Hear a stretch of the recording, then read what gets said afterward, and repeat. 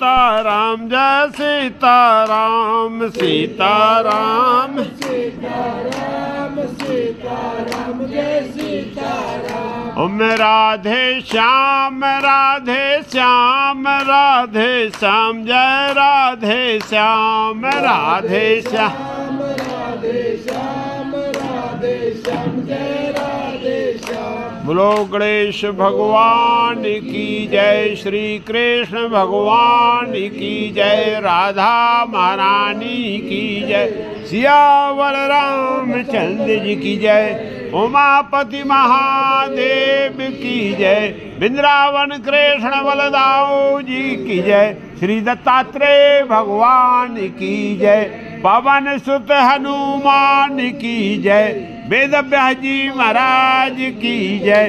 बोलो सब संतन की जय। जय सीताराम हर देव।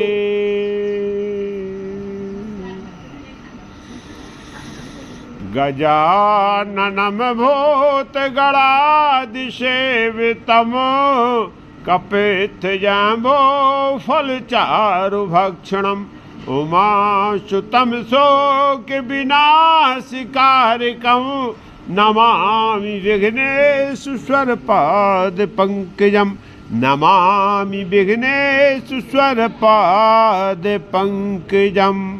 वासुदेव सुतम देवम कंस चारूढ़मर्दनम, देवकी परमानंदम कृष्णं वंदे जगत गुरुम, कृष्णं वंदे जगत गुरुम, कृष्णं वंदे जगत गुरुम। सरस्वती महाभागे देवी कमललोचने, विद्यारूपे विशालाक्षी विद्याम देहि नमोस्तुते, विद्याम देहि नमोस्तुते, विद्याम देहि नमोस्तुते।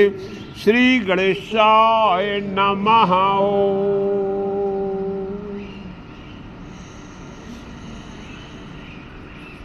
तो कल हम सब भक्तों ने श्रीमद् भागवत महापुराण की पावन कथा को श्रवण किया। कथा का प्रसंग तृतीय स्कंद कपिलोपाख्यान। कपिल भगवान अपनी माता देवहूति को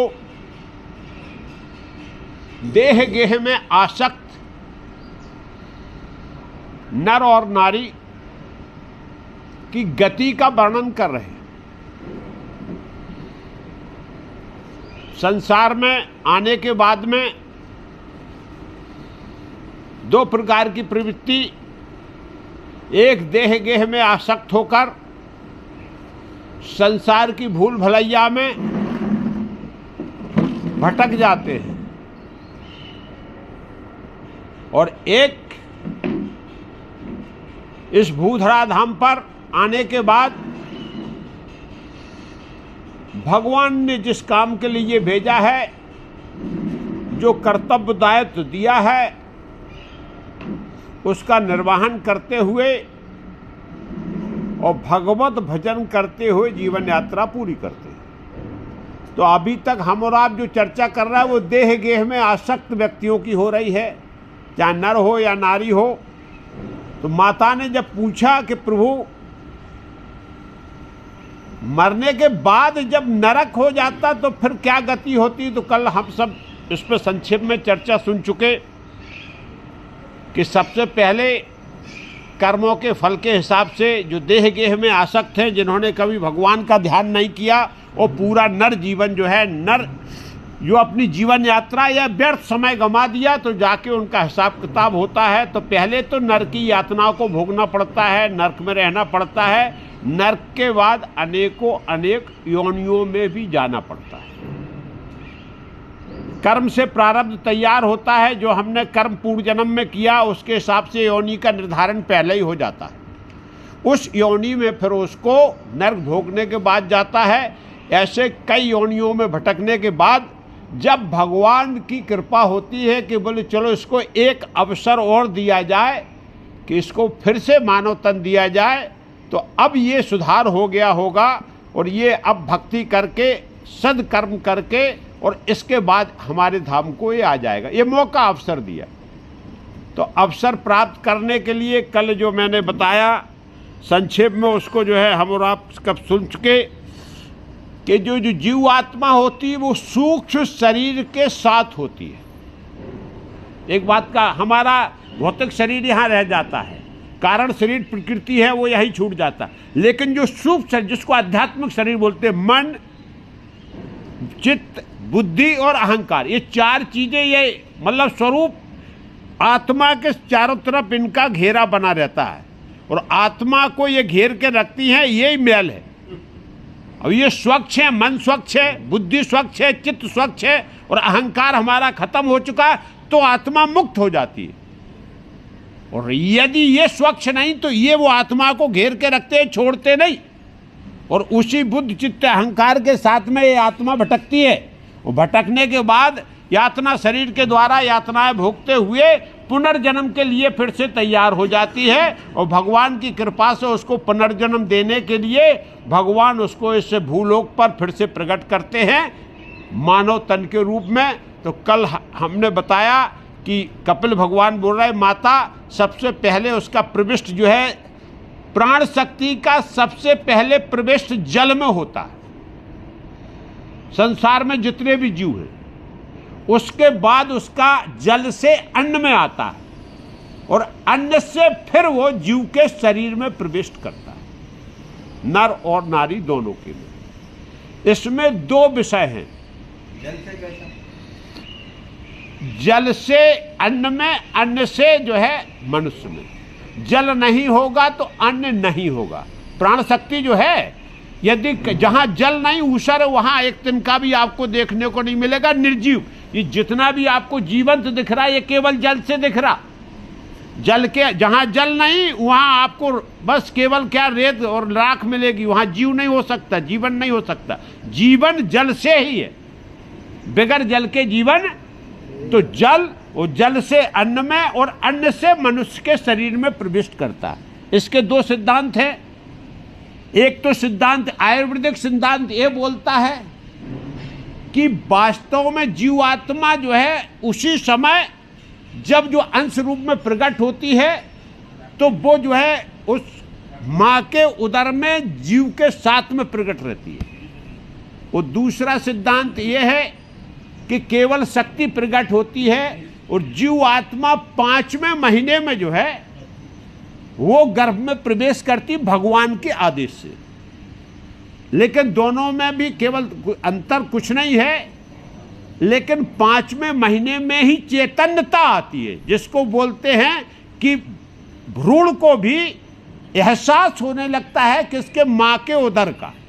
इसके लिए इसको मंथवार बताया गया है, उसको अपन समझ लेते। सबसे पहले कपिल भगवान बोलते हैं कि गर्भ में जब प्रवेश होता है तो पिता के वीर और माता के रज के संयोग से और भगवान की कृपा से, संयोग तो अनेकों अनेक बार पशु हो, पक्षी हो, जन हो, जानवर हो, सब में हो, लेकिन भगवान की कृपा नहीं होगी तो वो संयोग नहीं बनेगा और वो जो भ्रूण पैदा नहीं होगा। तो इसके बाद जीव पूर्व कर्मों के हिसाब से ही उसको जो है मानव तन मिलता है और वो मानव तन जो है सूक्ष्म शरीर के रूप में, जो मैंने बताया कि मन, बुद्धि, चित्त और अहंकार के साथ उस गर्भ में प्रवेश कर जाता है। लेकिन उसकी उस समय शून्य स्थिति रहती है और उस स्थिति में क्या होता है, पहले वो कलल जिसको बोलते जेली टाइप का रहता है, जैसे पानी का बुदबुदा होता है ना, उन्होंने स्पष्ट बताया कि पानी का बुदबुदा छोटा, जैसे बरसात हो तो एक बुदबुदा बन,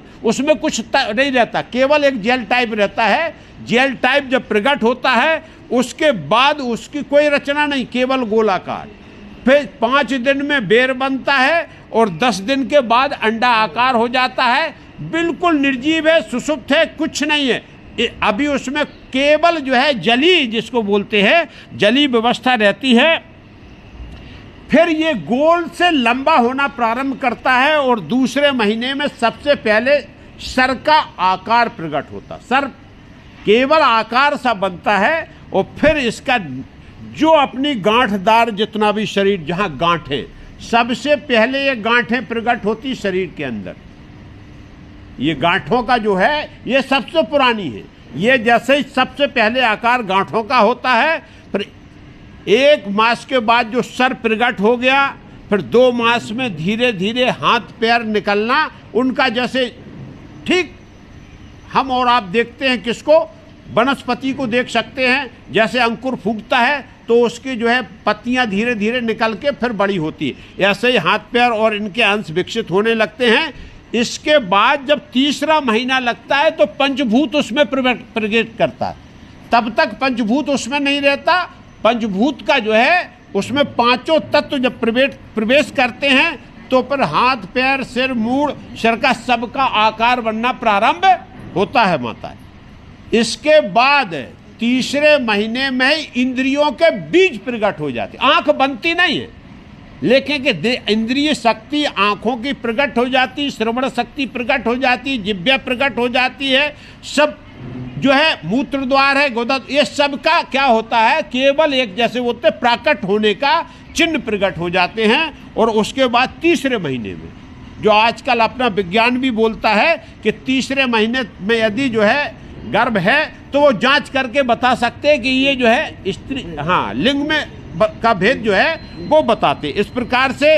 और तीसरे महीने में जहां प्राण को रहना है वो घर प्रकट, प्राण का आकार प्रकट होना चालू होता, क्योंकि जो हृदय में एक ऐसे जो जहां प्राण है उसको बोलते हृदय अवकाश, वो जगह बनना प्रारंभ होती है। तो अर्थात हृदय का भी अंश तीसरे महीने में प्रकट होता।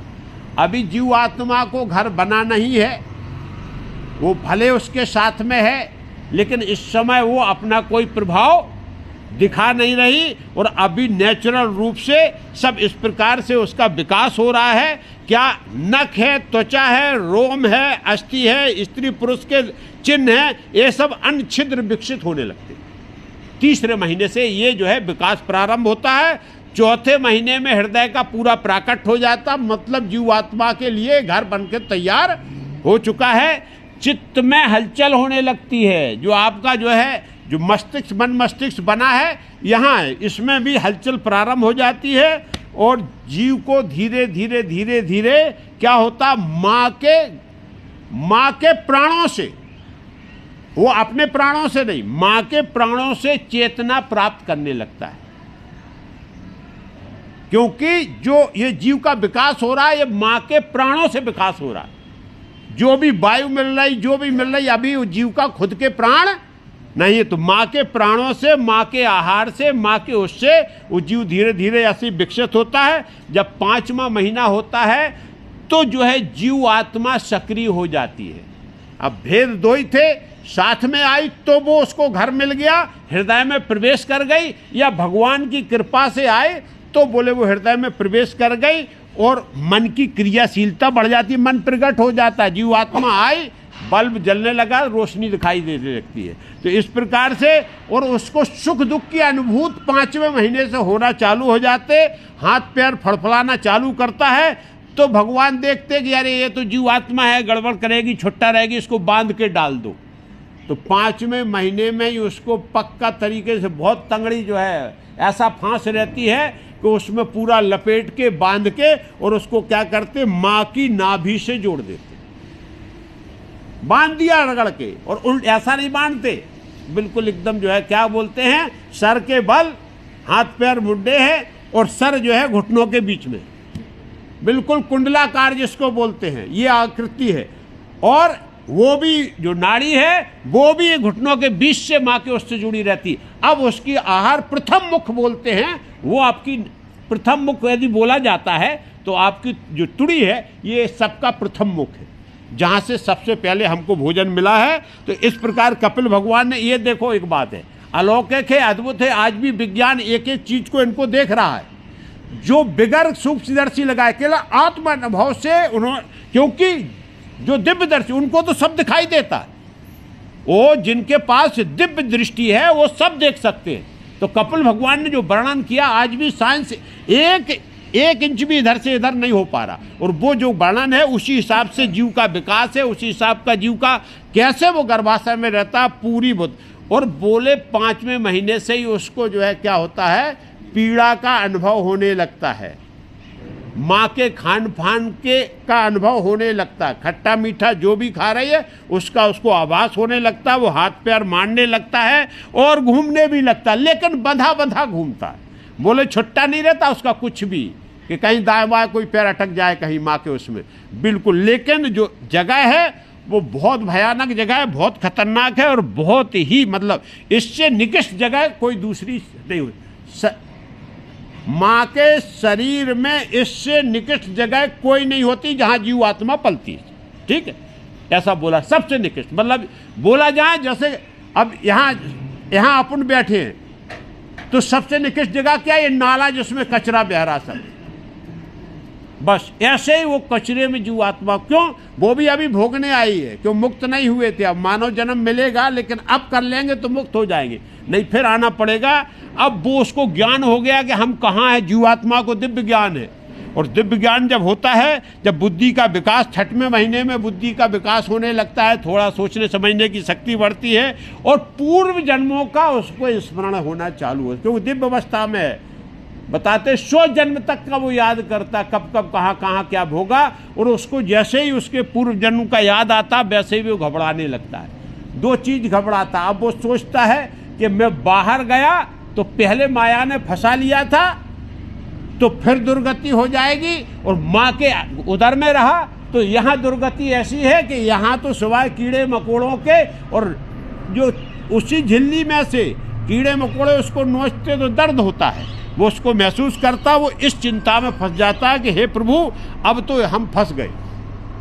मानव योनि मिलने के बाद क्योंकि मुक्त नहीं हुए थे, बोले फंस गए। बाहर जाने में माया का डर है और अंदर रहने में तो ये जो है कचरा का डर है, बहुत बुरी हालत होती जीव की। उसी विचार में, उसी मंथन में वो क्या करता है, भगवान को याद करता है। भगवान को जब याद करता, 7वां महीना आ जाता है तो देह लगभग पूर्ण हो चुकी होती है, मतलब उसको नख से लेके बाल तक सब कुछ प्राकट 7वें महीने में पूरी देह का, मतलब एक सामान्य तौर पे जो शिशु का विकास होना चाहिए उसको सब अंग प्रत्यंग, और 7 धातुएं हैं हम और आपके अंदर, 7 धातु, सप्त धातु होती, सप्त धातुओं का भी प्राकट्य हो जाता है।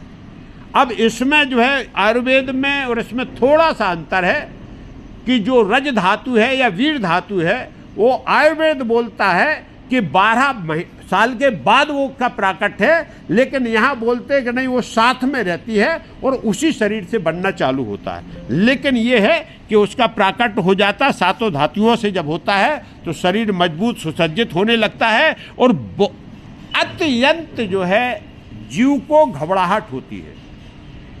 किससे भयभीत है वो, संसार की माया से। 100 जन्मों का उसने अपने कर्म देख रहा, अपनी योनिया का भोग देख रहा, और जितनी उसने जीवन में परेशानी है उनको सबको भोगा, इसलिए घबरा। तो 8वें महीने में जब उसको ज्ञान प्रकट हो गया भगवान की कृपा से, तो वो बहुत परेशान रहता है, इतना परेशान रहता है, भयभीत रहता है, डरा हुआ रहता है। ये अवस्था उसकी सबकी दयनीय अवस्था होती है। और 8वें महीने में यहाँ कपिल भगवान बोल रहे हैं यदि बच्चे का जन्म हो गया तो जीने के बहुत ही कम अवसर रहते हैं। 8वें महीने का बच्चा बहुत कम बचता है, क्योंकि उसके प्राण उस समय स्थिर नहीं होते, वो भयभीत अवस्था में रहता है, इसलिए 8वें महीने का बच्चा बचता नहीं है। लेकिन माता जैसे ही उसकी चेतना जागृत होती है तो फिर वो भगवान को उल्टे सर के बल, जो बोलते शीर्षासन हम और आप करते हैं, वो शीर्षासन में है और वहाँ से ही बोलता प्रभु अब हमको जो है मुक्त करो, अब हम इस जो है गर्भाशय में नहीं रह सकते, ये नरक में नहीं रह सकते। इसी को जो बैतरणी वाली बात होती है ना, रुधिर की, पीप की, गंदगी की, यही बैतरणी है। बोले इससे पार लगा दो प्रभु, अब इसके बाद हम जीवन में कभी जो है आपका नाम तो नहीं भूलूंगा। और भगवान से जब हाथ जोड़ता प्रार्थना करता है तो भगवान जो है उसको साक्षात चतुर्भुजी रूप में प्रकट होके उसको दिखाई देते हैं और उसको सांत्वना देते हैं, निश्चिंत रहो। बोले हाँ, लेकिन जो संकल्प है वो फिर भगवान इस बात को बार बार चेतावनी देते हैं कि भाई जो जन्म जो क्या है बिसर गई है, जो भोग चुके हो, वो अब आपको दोबारा ना भोगना पड़े। तो भूधरा पे जाने के बाद में मेरा काम करना जो मैं बता के भेज रहा हूँ, भगवान का काम केवल भगवत कर्म, भगवत कर्म है भगवान का काम, संसार का काम नहीं है। इसलिए बोले भगवत धर्म का अपनाओगे और इसको वो जो है, और बोले आप तैयार हो जाओ, बाहर जाना है आपको, मैंने आपको पूरा, और ऐसे नहीं भेजते भगवान, बोल देते हैं कि मन बुद्धि चित्त अहंकार से हमने मजबूत करके भेजा है आपको, 5 ज्ञानेंद्रियां 5 कर्मेंद्रियां सबको मजबूत करके भेजा है। ये मत बोलना आपके जो है, तो समझाते उसको बहुत ज्ञान देते, भगवान ज्ञान दे रहे हैं। वो बोले बस अब तैयार हो जाओ, लेकिन मेरी माया प्रगट रहेगी, क्योंकि संसार हमारा मायामय है और उस माया से बचने के लिए हमने आपको मन चित्त बुद्धि और अहंकार दिया हुआ है। ये हथियार है आपके साथ, इन हथियारों से आप माया को काट सकते हो। नाना प्रकार का ज्ञान देते, माँ के गर्भ में ही बच्चे को ज्ञान देते हैं, और ज्ञान देने के बाद में जैसे ही प्रसव पीड़ा आती है, ये सब भगवान की अलौकिक व्यवस्था है, अलौकिक शक्ति है। और बाहर जैसे वो भूधरा पे आता है, चारों तरफ ये वायु में सत रज तम, सतोगुण रजोगुण तमोगुण पृथ्वी प्रकृति के गुण रहते, जैसे ही उसको हवा लगी वैसे ही उसका क्या होता है कि प्रसव पीड़ा के द्वारा जितनी उसकी याददाश्त है, क्योंकि ये जो याददाश्त चल रही होती है वो पीड़ा के द्वारा इतना ज़्यादा पीड़ा होती है कि वो याददाश्त पूरी की पूरी समाप्त हो जाती है, और वो भगवान के जो दर्शन कर रहा होता है वो दर्शन भी विलुप्त हो जाते हैं। वो जब जमीन पे गिरता तो बोलते कहाँ हैं कहाँ हैं कहाँ हैं, यही सब बोलते हैं। और बोले प्रभु अब तो आप गायब हो गए, वो कहाँ है। और हम सब लोग क्या करते हैं, थाली बजाते लोटा बजाते, और संसार हंसता है, वो जीव रोता है कि बोले प्रभु आप तो अभी बोल सामने खड़े थे और ये क्या कर दिया आपने, यहाँ तो थाली लोटा बज रहा है। ये सब लोग जो है असहाय स्थिति में जो है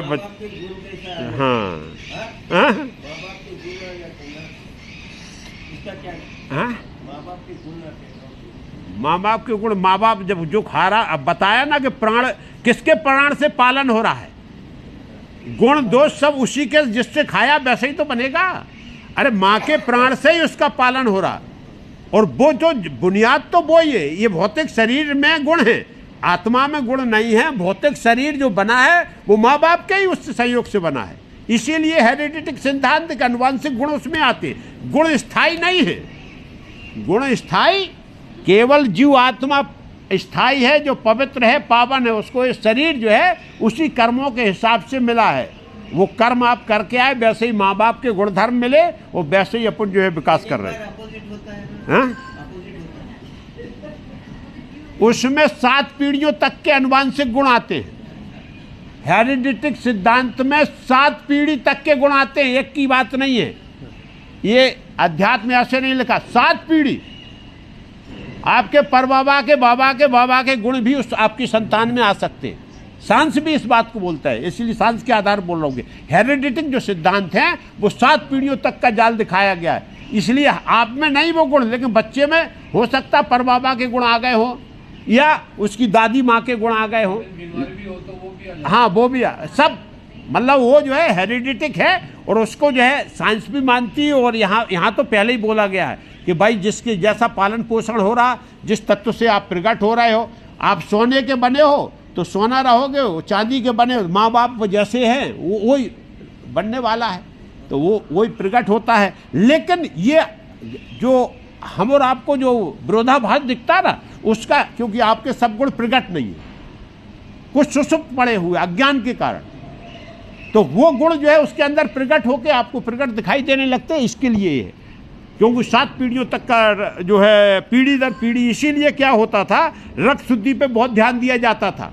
7 पीढ़ियों तक का लोगों का जो है चेष्टा देखा जाता कि इनके जो है उसमें कोई दुराचारी तो नहीं हुआ, कोई भ्रष्टाचारी तो नहीं हुआ, इनका परिवार कैसा था, कैसे का। ये वंशावली क्यों देखते, वंशावली इसीलिए देखते कि परिवार कितना शुद्ध रक्त का है। हाँ, वंश जो है कितना शुद्ध रक्त का है। हाँ, तो इसको जो है, और इसके लिए ये होता है। लेकिन प्रकट हो जाने के बाद में संसार के लोग ही उसका पालन पोषण करता। आप ये मत मानना कि बहुत बच्चा आनंद में रहता, बच्चा आ जाते, हम लोग आनंद में रहते, लेकिन जीव आत्मा बहुत कष्ट में रहती। अब आप बताओ, जीव आत्मा को ये ज्ञान है कि मैंने जो है मलमूत्र त्याग दिया है, प्रारंभ में उसको ये ज्ञान है कि मलमूत्र से भिड़ा हुआ मेरा शरीर है, मैं बिल्कुल अपवित्र हूं, और वो बस कुछ कर ही नहीं सकता। माँ जब मौका मिलेगा देखेगी कि इसने मलमूत्र त्याग कर दिया तो साफ करेगी, पोंछेगी, फिर से लेटा देगी। कोई मच्छर और डांस खा रहा तो उसके पास ये भी ताकत नहीं कि ऐसे कर दे। माँ बाप पे ही है, जितना ध्यान करेंगे माँ बाप। यदि काम में लगी तो माँ ने छोड़ दिया तो भगवान मालिक, फिर उसका भगवान ही देखेगा। लेकिन उसको क्यों ये सब उसको भोगना याद रहे, ऐसा नहीं, क्योंकि मुक्त नहीं हुए हो। ये माना, इसीलिए इसको दुखालय बोला गया कि ये प्रकट हो रहा है तो ये सब जो है प्रत्यक्ष हैं, और वो क्या असहाय रूप में बिल्कुल क्या करता रहता है, पड़ा रहता है। वो धीरे धीरे जब जो है भगवान की कृपा से धीरे धीरे उसकी इंद्रियों का विकास होता है, शरीर का विकास होता है, वैसे ही इंद्रियां उसकी काम करना चालू कर देती, वैसे ही शरीर के अंग काम करना चालू कर देते। और फिर बोले माता ये जीव आके फिर से इसी संसार में, इसी माया में फंस जाता। वो जो बात मेरे से अनुबंध करके आया था, फिर मेरा काम भूल के वो संसार का काम करने लगता है। जबकि ये मानव तन जो मिला है वो संसार के काम के लिए नहीं मिला, ये भगवतिक काम के लिए मिला। भगवान की गलती है ना, आपकी क्या गलती? नहीं, भगवान की गलती तो ठीक है। फिर भगवान बोले अरे भाई भगवान ने ज्ञान दिया था कि हम आपको इंद्रियां के साथ भेज रहे, मन बुद्धि चित्त अहंकार, आपको गोली हथियार दे दिया, गोली चलाना देख दिया। अब शत्रु आ रहा, बोले हम तो ये देखने के लिए रखे हैं, तो वो मारेगा तो पिटते रहो आप। ये मन बुद्धि चित्त अहंकार के साथ भेजा है, इसलिए आप भगवान को नहीं ये बात बोल सकते। माया को काटने के लिए ताकत भेजा। तो उसको समझ नहीं है ना। किस समय नहीं, उस समय तो वो भोग रहा, लेकिन अब जब हमारी समझ पक्की हो गई है, उस समय तो अरे वो प्रारब्ध भोग के लिए है। ये जो पुनर्जन्म हो रहा है, ये बोला है ना कि पुनरप जनरम पुनरप मनरप पुनरे जनरी जठरे सैनम, पुनरप जनरम पुनरप, ये सब ये इसका बात बताया गया है कि ये सब जो है ये काल भोग है आपका, ये प्रायश्चित है, आप प्रायश्चित कर रहे हो भोग के। लेकिन फिर भी भगवान ने मौका दिया है, जब हमारी समझ पक्की हो गई है, जब हमारी बुद्धि विवेक हो गई, तब हमको सजग हो जाना चाहिए कि अब हमको सत्कर्म करते हुए अच्छे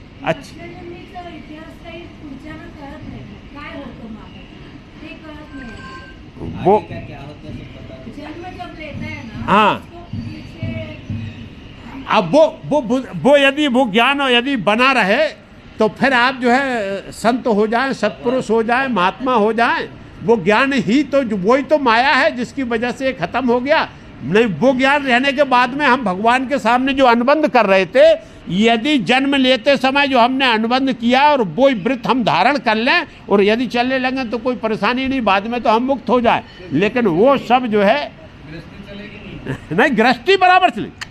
अरे क्या महाराजा जनक की गृहस्थी, अरे महाराजा जनक की गृहस्थी नहीं चली क्या?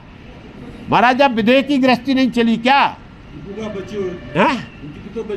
कितने? अरे वो पूरा संसारी बच्चा था उनका।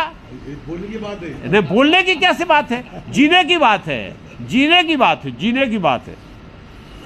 मोदी भी तो जी रहे हैं। अब आप कहो उनको, वो तो पूरे हाँ पूरे 1.5 अरब को मान रहा है कि हमारे बच्चे हमारी संतान, और उस हिसाब से सेवा कर रहे हैं, 18 घंटा मेहनत कर रहे हैं। क्या लोभ लालच? 18 घंटा क्या है, क्या कभी? छोड़ो, जान दो, कोई बात नहीं है। तो वो सब ईश्वर का प्रारब्ध था, उन्होंने अपने हिसाब से जीवन जीना जो जैसे आता। तो ये चीज का ध्यान में रखना है। भगवान का बड़ा विचित्र खेल है, लेकिन माया, हम भगवान पे जो है माया के बंधन में हम खुद बनते हैं। ठीक जैसे इसका उदाहरण बोल चुका हूँ कि आपने खम्मा को खुद पकड़ा और सब लोगों को चौराहे पे चिल्ला रहे मेरे को छुड़ाओ, मेरे को छुड़ाओ। अरे सब लोग देखते हैं पागल, ये खुद पकड़े, भगवान देख रहा है ये खुद पकड़ के रखा है। यदि माया को आप छोड़ दो तो अपने आप छूट जाएगा, खम्मा से मुक्त हो जाओगे। इसके लिए क्योंकि हमको यहाँ जो है थोड़ा सा, अब बहुत सुंदर विषय आता है, हम सबके लिए जानकारी के लिए है, वैज्ञानिक विषय है कि फिर प्राण जो है शरीर में प्रवेश करते हैं। प्राण आ गए तो 5 प्रकार की प्राण वायु का जो है बताया गया है कि 5 प्रकार की प्राणवायु सबके शरीर में होती है। तो उसमें पहला है प्राणई है, दूसरा अपान है, फिर समान है, उदान है और व्यान है। प्राणवायु जो रहती है वो हृदय में रहती, जो हृदय आकाश बोलते हैं। ये संसार का यह अवकाश दिख रहा है, बिल्कुल हृदय में ऐसी शून्य जगह है जो प्राणवायु जहाँ रहती है उसका किसी से संबंध, इसको बोलते हैं प्राण। वो प्राणवायु जो है हृदय में रहती है और श्वास जो चलती है वो उसी की शक्ति से श्वास का आवागमन होता है, इसको बोलते हैं प्राणवायु, जो वास्तव में प्राण है और उसका स्थान क्या है, हृदय।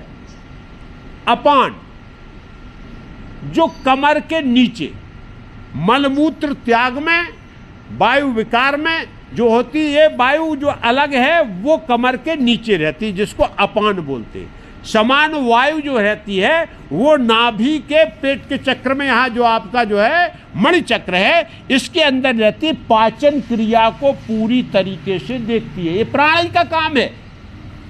एक भी वायु गई क्या पाचन क्रिया बंद, धीरे धीरे एक भी कहीं से भी अपान उदान कुछ भी यदि समाप्त हुआ कि मरना ही पड़ेगा। पांचों प्राण एक दूसरे के जुड़े हुए हैं कि इसमें कोई एक भी छोड़ नहीं सकते, और धीरे धीरे ये निकलना चालू होते हैं। इसके बाद है उदान वायु, जो यहाँ प्राणवायु है, उदान वायु कंठ के ऊपर, जहाँ से जो है ये उदान है, जितना पवित्र और पावन होगी, मुख है, आंखें, इसमें सब में जो है ये कंठ में रहती है और जन्म मृत्यु का कारण बनती। जब उदान निकलती है, जब उदान ही छोड़ती है, तब अपना जो गला घरघराता ना आदमी का, बाद में बोले, वो लास्ट में उदान रह जाती। जब जगह छोड़ती है तो ये कंठ के ऊपर रहती है। और व्यान वायु जो होती है वो पूरे संपूर्ण शरीर में भ्रमण करती है। मतलब जो आपकी रक्त नलिकाएं हैं संसार में और आपके पूरे शरीर के अंदर जितनी भी रक्त, उसमें व्यान वायु उस रक्त के साथ समाविष्ट रहती है। इस प्रकार से ये 5 प्राण होते हैं और ये जीव के प्रकट होने के पहले भगवान इन प्राणों को उस जीव के अंदर प्राण शक्ति के रूप में प्रवाहित कर देते हैं। और जब तक ये प्राण शक्ति है तब तक जीव क्या जीवित रहता है, और जीव पहले माँ के प्राणों के आश्रित रहता है, और जब उसके अंदर प्राण प्रकट हो जाते हैं फिर वो अपने प्राणों से जीवित रहता है। ये इस प्रकार का विधान है। इसके बाद 5 उप प्राण भी हैं। ये प्राण मुख्य हैं, अब इनके व्यवहारिक 5 उप प्राण हैं, वो भी हम जानकारी के लिए जान लेते हैं। पहला प्राण है नांग।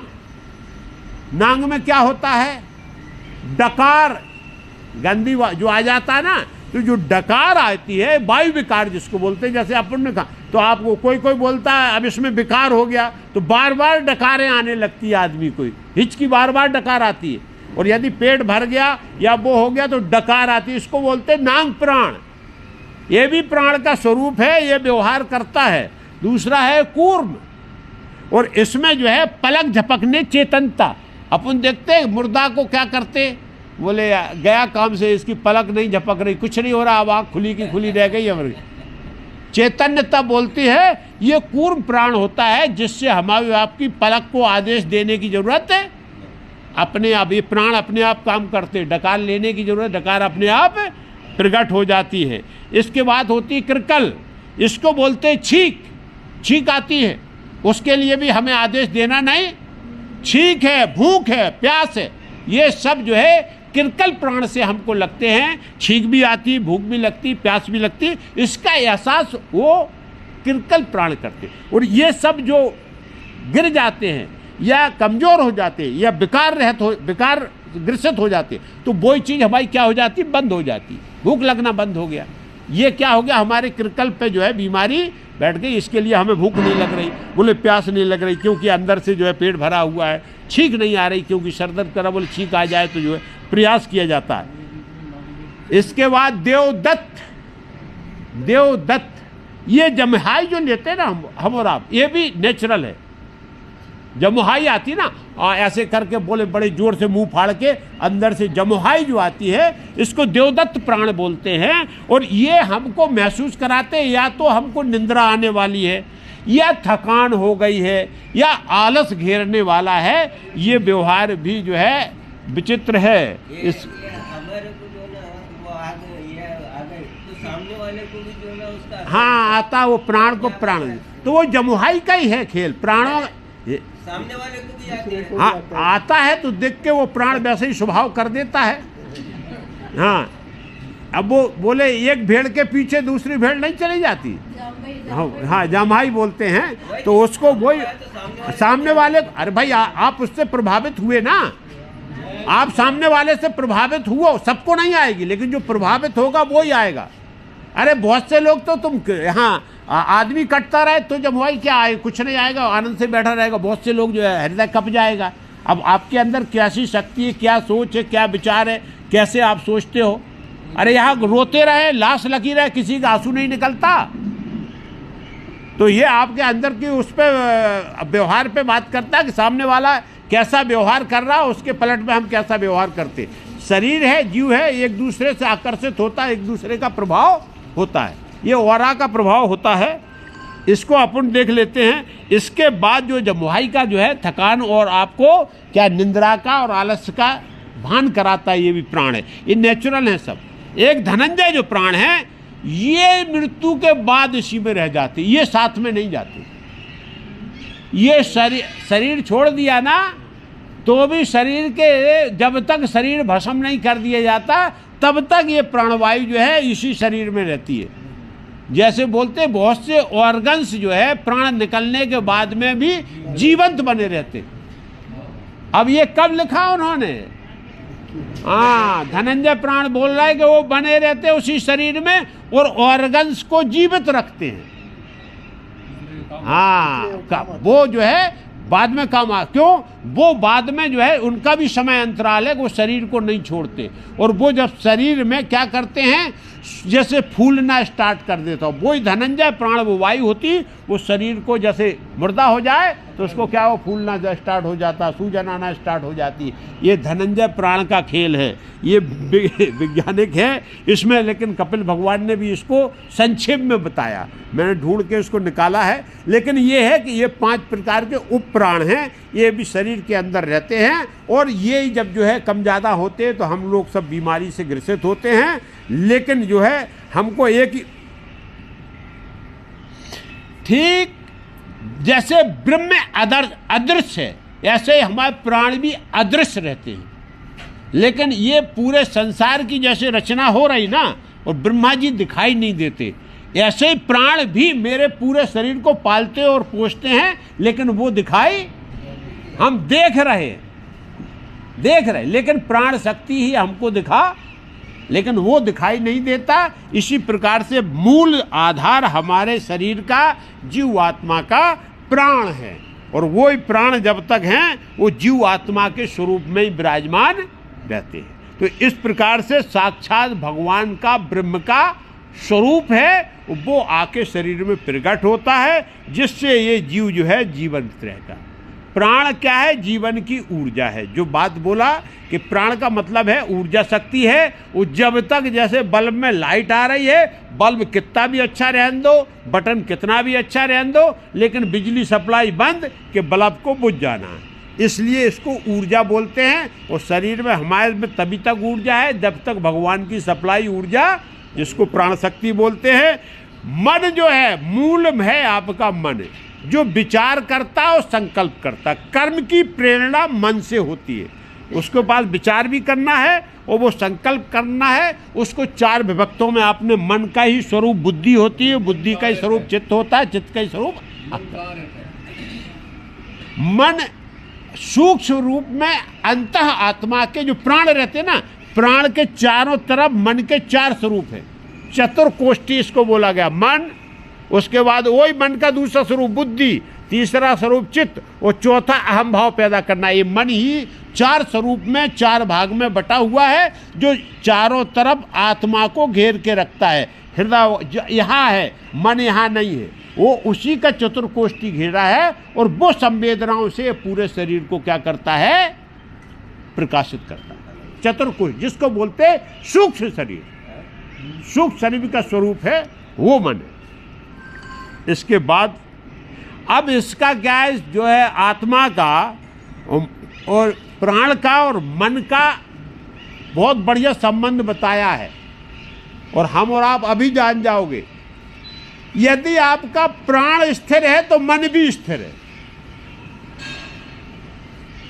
और प्राण स्थिर नहीं तो मन स्थिर नहीं है। आपने देखा होगा कि जैसे ही हमारे अंदर जोर जोर से हम सांस ले रहे या घबराहट हो रही, तो हमारे मन में क्या हो जाता है, नाना प्रकार के भय, नाना प्रकार की परेशानी, नाना प्रकार के कलेश उत्पन्न हो जाते। यदि आपकी प्राण शक्ति शांत है, श्वसन की, इसीलिए प्राणायाम पे महत्व दिया गया है कि आप प्राणों को अपने को व्यवस्थित कर लो अच्छी तरह, जो है तो आपका मन अपने आप व्यवस्थित हो जाएगा। यही जो है प्राण शक्ति को व्यवस्थित करने के लिए प्राणायाम पे जोर देते हैं। यदि आपकी प्राण शक्ति व्यवस्थित है तो मन आपका बिल्कुल स्थिर रहेगा, और ये जो है ब्रह्म का स्वरूप है। आखिरकार प्राण ब्रह्म की अभिव्यक्ति है। जब तक शरीर में प्राण है तब तक आपके शरीर में ब्रह्म की मौजूदगी है, और जिस दिन प्राण निकल गया उस दिन ब्रह्म हमसे क्या हो गया, विलग हो गया। इस प्रकार से कपिल भगवान ने बहुत ही सुंदर जीवात्मा जो बताया था, अवस्था बताई, वो अपन लोग सब चुन चुके। अब इसके बाद जो आपने बात किया था, बोले माता भगवान मनुष्य शरीर देने से पहले उसको विवेक के साथ भेजते, विवेक के साथ भेजते हैं, मतलब ज्ञान के साथ भेजते हैं, मन बुद्धि चित्त अहंकार के साथ भेजते हैं। इसके लिए वो हम जो है और प्राणियों में विवेक की कमी होती है, वो जो करना वो ही करेगा, लेकिन आप अच्छे बुरे का निर्णय ले सकते हो, वो स्वाभाविक व्यवहार है आपका, जो है दृष्टि के हिसाब से आप निर्णय लेने की शक्ति है। इसके लिए उसको विवेक के साथ भेजा जाता है। इसके लिए वो भगवान पे दोष नहीं दे सकता, विवेक का इस्तेमाल करते हुए और जीवन यात्रा उसको इस प्रारंभ रखना है, जीवन यात्रा पूरी करना है। यही जो है जो गर्भ में हमने संकल्प किया था उसका ज्ञान हो जाए। कुछ से भाई वो गर्भ की बात नहीं याद रही, लेकिन आज तो याद दिलाने वाले बहुत लोग हैं आपके। अरे भाई हम बता रहे हैं ना कि गर्भ में आपने क्या कहा था। अरे भाई जो संकल्प करके आए हो वो आपकी वेदवाणी में लिखा ना, वेद की बात है ये। करो। और उस बोले जो गर्भ में बात बताई गई उस पे यदि हमने संकल्प कर लिया तो फिर मेरा जीवन क्या, हम मुक्त हो जाएंगे। मतलब उसको जो धारण करके आए, जो भगवान से हम अनुबंध करके आए हैं, वो जीवन का खेल भी यही है।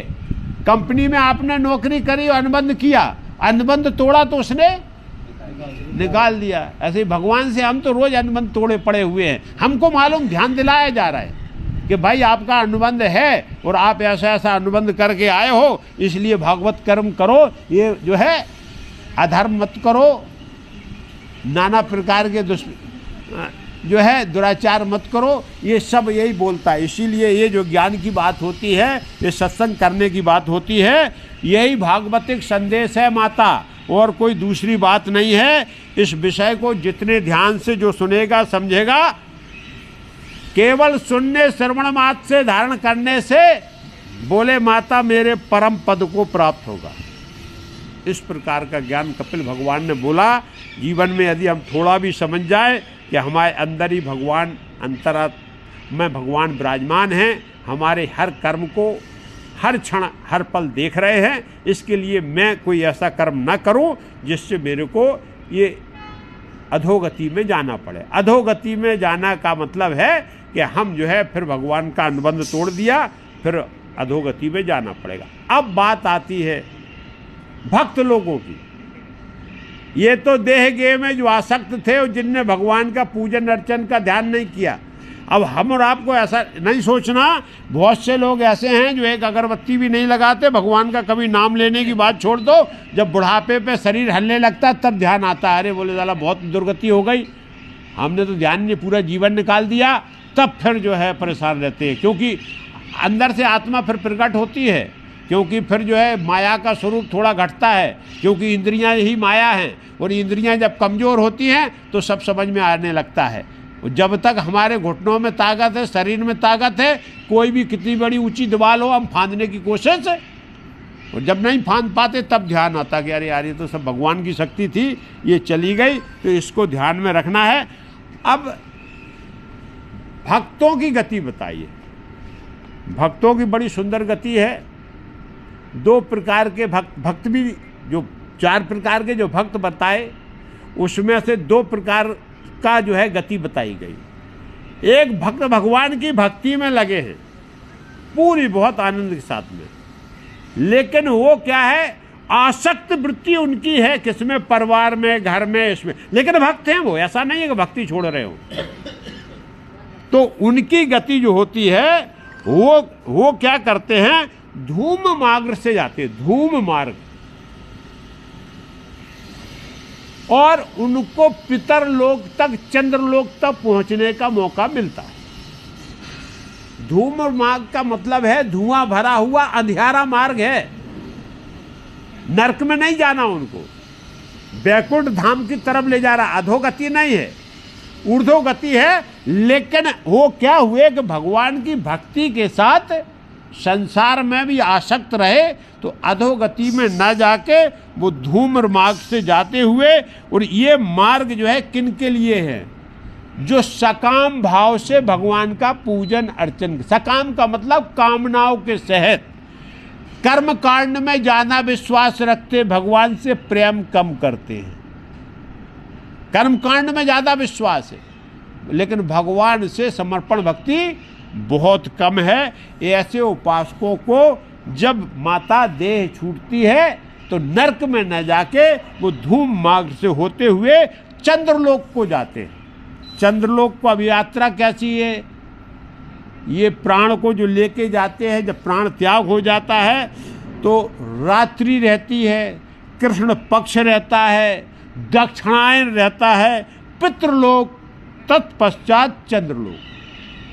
अब जैसा जैसा कर्म किया है, पितृलोक में जो हमारे पितर रह रहे, पूर्वज वो भी भोग रहे हैं कुछ, तो जाके वहाँ लेकिन कोई कष्ट नहीं है, आनंद छाने को मिलता वहाँ भी। और उससे ऊपर चंद्रलोक है, बैकुंठ धाम है, तो वहाँ भी आनंद छाने को मिलता है। लेकिन माता ये कितनी देर तक रुकते हैं, जब तक इनके पुण्य बकाया होते हैं। यहाँ स्वर्गीय सुख भोग भूलते मिलते हैं इनको, और उसके बाद में पुण्य क्षीण होने के बाद पुनः पृथ्वी लोक में इनको जन्म लेना पड़ता, फिर से लौट के भूलोक पर जन्म होता। किनका, जो भक्त हैं लेकिन देह गेह में आसक्त है, जो संसार में आसक्त है, उनको पुनर्जन्म लेना ही पड़ेगा। नरक में नहीं जाएंगे, दूसरी योनि नहीं मिलेगी, लेकिन जो है उनको क्या करना पड़ेगा, फिर से मानव जीवन मिलेगा, लेकिन उसको देह गेह का आसक्ति फिर से भूत। और जो ज्यादा परिवार में पूरी भक्ति में लगे हैं और रात दिन सिवाय परिवार के अलावा और किसी दूसरे के बारे में नहीं सोचते, क्योंकि ये आसक्ति है, तो बोले उनका पुनर्जन्म उसी परिवार में होता।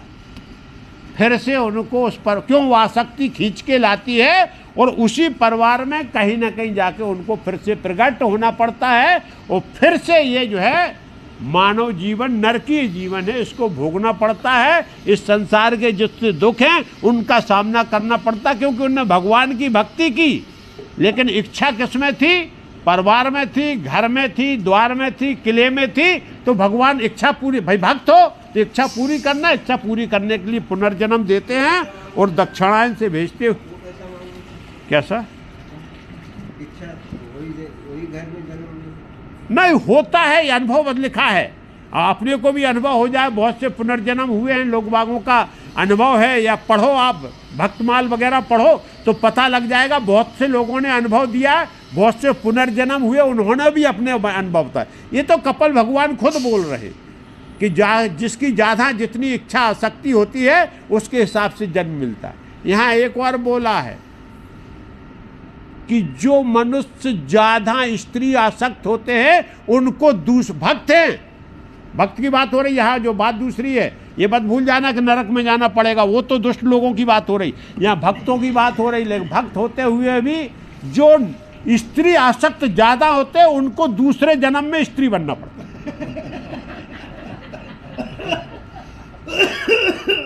अब जो कपिल भगवान ने बोला वही मैं बोल रहा हूं।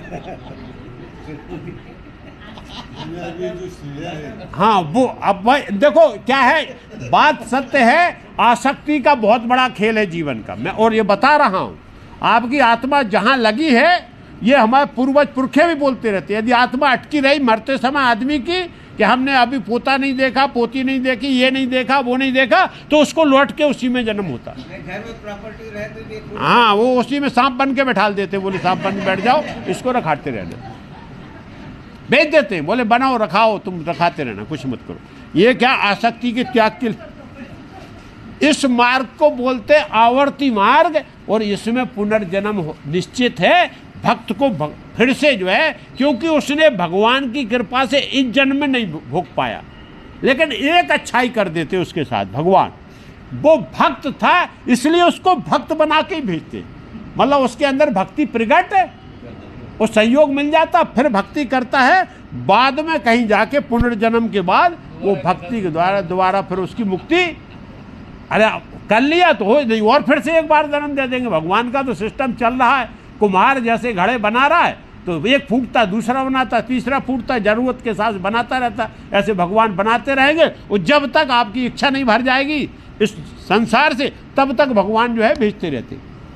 लेकिन ये किसके लिए? भक्त के लिए बात हुई है। और इसमें और एक भक्त और हैं जिनको आरती आदि जो है मार्ग से जाने की बात कही गई है।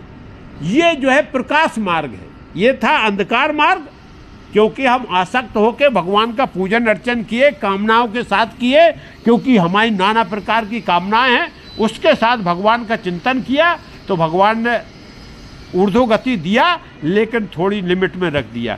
इसके बाद एक भक्त ऐसे हैं जो प्रकाश मार्ग से जाते हैं, और ये निष्काम भाव के उपासक होते हैं। और ये क्या, ज्ञानी लोग जो हैं, जिनको तत्व ज्ञान हो चुका है, जो शुद्ध भक्त हैं, भगवान के साधक हैं, साधना करते हैं, और वो भगवान में हर समय निष्काम भाव से पूजन अर्चन करते हैं, वो सीधे अर्ची मार्ग से, जो प्रकाशमय मार्ग है, जिसको सुख पक्ष बोला जाता है, उत्तरायण की तरफ जाते हैं, और संवत्सर सूर्य लोक को पार करते हुए बुद्ध लोक, ब्रह्मा जी के पास तक। इनको भी सीधा भगवान का धाम नहीं मिलता है।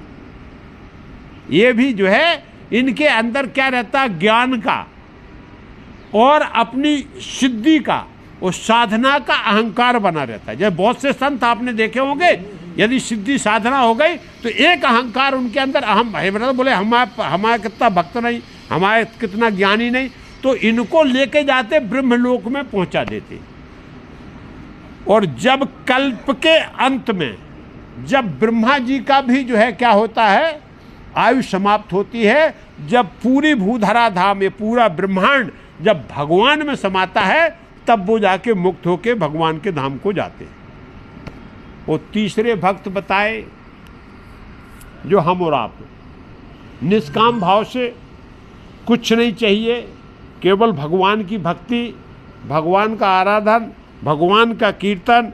जो परम भक्त हैं, बोले उनको ना उत्तरायण जाना, ना दक्षिणायन जाना, ना अंधेरे मार्ग से जाना, और ना उजाले मार्ग से जाना, कोई मार्ग से नहीं, सीधा भगवान के पार्षद आते हैं, वो साक्षात भूधरा धाम से ले जाके वो बैंकुंठ में पहुंचा दे। जो 5 प्रकार की मुक्ति आपको पहले हम बता चुके कि भगवान का सालोक्य है, समीप है, सायुज्य है, और ये मुक्तियां जो मिलती हैं, ये परम भक्त को मिलती, जो इस संसार से अहम त्याग चुका है और पूरी आसक्ति उसकी खत्म हो गई है। कहीं संसार में आसक्ति नहीं, केवल भगवान के आश्रित है, भगवान के चरणों में है। माता, इस प्रकार से आपने पूछा था, तो मैंने जो है आपको देह गेह में आसक्त ऐसे लोगों की गति बता दी, भक्त लोगों की बता दी कि जो भक्ति करते हैं लेकिन देह गेह में आसक्त रह के करते हैं, तो उनकी गति हो गई। और जो बिल्कुल निष्काम भाव से करते हैं लेकिन उनके अंदर अहंकार होता है, उसकी गति बता दी। शुद्ध भक्त जिसको बोलते हैं, जिसके अंदर कुछ नहीं, केवल भगवान, रात दिन चिंतन भगवान का, जो अहेतुक भक्ति करते हैं, अप्रियहति भक्ति करते हैं। अहेतुक भक्ति, बिना कारण के भक्ति करना, बिना रुकावट के। अपरिहित मतलब रुकावट नहीं, कुछ आ गया, चिंतन हर समय चलना चाहिए, और वो प्रेम स्वरूपा भक्ति होना चाहिए। भगवान से प्रेम होना जरूरी है। इस प्रकार से जो भक्ति करते हैं वो भगवान के धाम को प्राप्त करते हैं। ज्ञान से मोक्ष है, कर्म से भोग है, और भक्ति से भगवान साक्षात जो है भगवान से मिलान होता है। इन चीज़ों का हम यदि ध्यान रखें और इनको जीवन में यदि हम धारण कर लें तो फिर हमारा जीवन क्या हो जाए, परम गति को प्राप्त हो जाए, मुक्त हो जाओ। तो इसीलिए ये ज्ञान डराने धमकाने के लिए नहीं है। ये गतियाँ और व्यवहार जो बताए गए, ये हमारे जो है वेदों में जो बात लिखी गई है उसी को सरल करके हमारे महापुरुषों ने आपके सामने प्रकट किया है। इनमें से थोड़ा भी यदि धारण हो जाए तो जीवन हमारा धन्य हो सकता है और जीवन में हम परम गति को प्राप्त कर सकते। इसी चिंतन के साथ कल देवहूति माता के बारे में कि इन्होंने इतना बड़ा उपाख्यान सुना, हम आपने भी बड़ा उपाख्यान सुना, विस्तार से सुना, एक एक चीज़ सुना, क्योंकि हमारे ख्याल में 10 दिन से कपलो उपाख्यान चल रहा है। तो इसकी ये होता है कि इसको जो प्राप्त करता वो मोक्ष पद को वैसे श्रवण करने से मोक्ष पद को प्राप्त होता है। इसलिए श्रीमद् भागवत में इसको बड़े सही तरीके से विस्तार से बताया गया है। कल जो है देवहूति माता का बताएंगे कि क्या गति हुई, किस प्रकार से उन्होंने जो है मोक्ष धाम को प्राप्त किया, सब प्रकार की मुक्तियाँ उनको एक साथ प्राप्त हो गई। और उसके बाद जो है ये तीसरा स्कंद समाप्त होगा और चौथे स्कंद में हम लोग सब जो है प्रवेश करेंगे। तो कल कपिलोपाख्यान का सार वो देवहूति माता की गति, इन पर अपन प्रकाश डालेंगे। आज कथा को यहीं जो है विराम करते हैं। बोलो श्री कृष्ण भगवान की जय, राधा महारानी की जय, बोलो सब संतन की जय। जय सीताराम।